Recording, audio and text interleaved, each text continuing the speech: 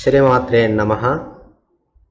ఈరోజు ఈ వీడియోలో మానసిక స్థితి బాలేకపోతే మనకు ఎలాంటి దుష్ఫలితాలు ఉంటాయి, చేతబడి కానీ, దుష్టగ్రహ ప్రభావాలు కానీ, నరదృష్టి కానీ, లేదా మనం బయటికి వెళ్ళినప్పుడు ఏదైనా దాటితే దాని వలన ఎలాంటి దుష్పరిణామాలు, దుష్ప్రభావం మనకు ఉంటుందో, మరి ఏ విధంగా మనం పూజ చేసుకోవడం, ధ్యానం చేసుకుంటే ఆ దుష్ప్రభావం నుండి బయటపడతామో ఈరోజు మనం తెలుసుకుందాము. మొదటగా మనకు కనిపించని శరీరం, సూక్ష్మ శరీరం ఉంటుంది, హార. అయితే అది కొందరికి కొంత పరిమాణంలో ఉంటుందన్నమాట. కొందరికి పెద్దగా ఉంటుంది, కొందరికి చిన్నగా ఉంటుందన్నమాట. అది పాజిటివ్ హార ఏ విధంగా ఉంటుంది అంటే అది తెలుపు రంగులో ఉంటుంది. నెగటివిటీ చేసే వాళ్లకు, నెగటివిటీ ప్రదేశాల దగ్గర మనం వెళ్ళినా కానీ మన హార ఎలా వస్తుందంటే నలుపు రంగులో మారుతుంది. వివిధ రకాల రంగులలో కూడా ఉంటుంది. కానీ ఎవరికైతే నలుపు రంగు హార ఉంటుందో వాళ్ళు నెగిటివ్ ఎనర్జీ కలిగిన వాళ్ళు. వారి దృష్టి పడ్డా కానీ, వారిలో క్షుద్ర పూజలు తెలిసిన వారు కూడా ఉంటారు.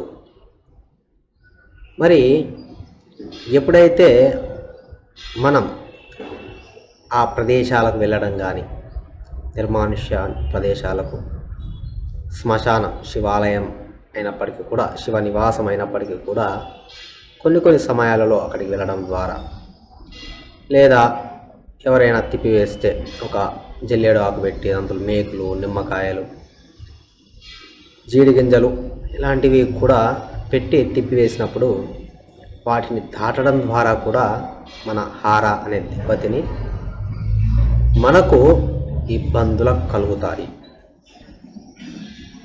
దానికి ఇక్కడ కనెక్షన్ ఎక్కడ దొరుకుతుంది? మరి దానికి మనకు వారు చేస్తే మరి అందరికీ తగులుతుందా అంటే అందరికీ తగలదు. ఎందుకు అంటే వారి మానసిక దృఢత్వం, మానసిక స్థితి అంటే వారి చంద్రగ్రహం అంత బలంగా ఉంటుంది. ఈ చేతబడులు చేసేవాళ్ళు ఏం చేస్తారంటే మన వస్త్రాలు కానీ, మన వెంట్రుకలు కానీ, మన పాత ముద్రలో తుమ్మును కానీ, వీటన్నిటిలో మానసిక స్థితి నిండి ఉంటుంది, కలిగి ఉంటుందన్నమాట. ఆ మానసిక స్థితి మీద దెబ్బ కొట్టడం ద్వారా చెట్టంత మనిషి కూడా నేల కొరగాల్సిందే. మనకు ఏ గ్రహ దశలు నడిచినప్పటికీ కూడా, ఏ దశలు, అది గురుగ్రహం, శుక్రగ్రహం ఎంత బలంగా ఉన్నా కూడా ఒక్క చంద్రగ్రహం మానసిక స్థితి దెబ్బతింటే మనం దేనికి కూడా పనికి రాకుండా, ఆలోచన చేయకుండా, వృత్తి, వ్యాపార, వివాహ విషయాల్లో అన్నిటిలో కూడా దెబ్బతినిపోతాము. కాబట్టి చంద్రుణ్ణి మనం కాపాడుకోవాలి అంటే మానసిక స్థితిని కాపాడుకోవాలి. మానసిక స్థితిని ఏ విధంగా కాపాడుకుంటారు అందరూ అంటే నిత్యం పూజ చేయడం ద్వారా, ఎక్కువ శాతం జపం, హోమం ద్వారా. మరి అందరికీ హోమం వీలు కాదు కదా, కాబట్టి అందరూ ఏదో ఒక జపం తీసుకొని జపం ఆచరించడం ప్రారంభించాలి. మన ఆచారంలో గమనిస్తే మనకు షోడశ కర్మలు ఉంటాయి. పుట్టెంటుకలు తీయడం కానీ, చెవులు కుట్టించడం కానీ, అన్నప్రాసన కానీ, ప్రతి ఒక్క దానికి మనం తారాబలం, చంద్రబలం చూస్తాము. అంటే చంద్రుడు ఏ రోజైతే బాగుంటుందో మన జాతకస్య, మన జన్మ నక్షత్రం ప్రకారం ఆ రోజు మాత్రమే మనం సెలెక్ట్ చేసుకొని ఆ కార్యాన్ని చేసుకుంటాము. అదేవిధంగా మనం ప్రతి నిత్యము జపాన్ని ఆచరించడం ద్వారా, జపం చేయలే అంటే జపం నేను మంత్ర ఉచ్చారణ చేయను అనుకునేవారు చక్కగా కూర్చోండి, మీ శ్వాస మీద ధ్యాస పెట్టుకోండి, సరిపోతుంది.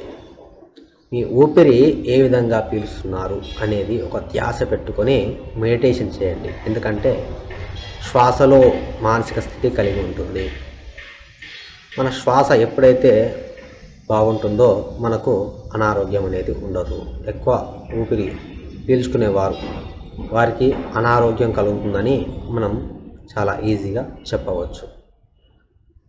కాబట్టి అందరూ కూడా ఈ జపాన్ని ఆచరించడం ద్వారా, మెడిటేషన్ ఆచరించడం ద్వారా చంద్రుడు బలపడతాడు, మానసిక స్థితి దృఢపడుతుంది.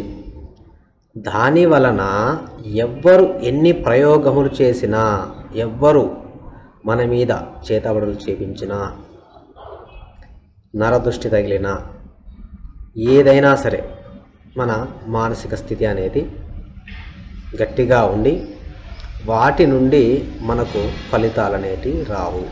ఆ దుష్ప్రభావం అనేది మన మీద పడదు. కావుననే బ్రాహ్మణులకు 5 సంవత్సరాలలోపే 5 సంవత్సరాలకే యజ్ఞోపవీతం వేసి గాయత్రి ఉపదేశం చేస్తారు. అంటే పూర్వజన్మ ప్రకారం ఏ విధంగా ఉన్నప్పటికీ కూడా ఈ జన్మలో ఈ ఉపాసన ద్వారా అవన్నీ కూడా ఆటంకాలు తొలగిపోతాయి. కావున అందరూ కూడా చక్కగా గాయత్రి మంత్రం కానీ, గణపతి మంత్రం కానీ, దుర్గాదేవి మీకు నచ్చిన దేవతను మంత్రం తీసుకొని, సాత్విక మంత్రం అయితే సరిపోతుంది, బీజాక్షరాలు లేకుండా పర్వాలేదు.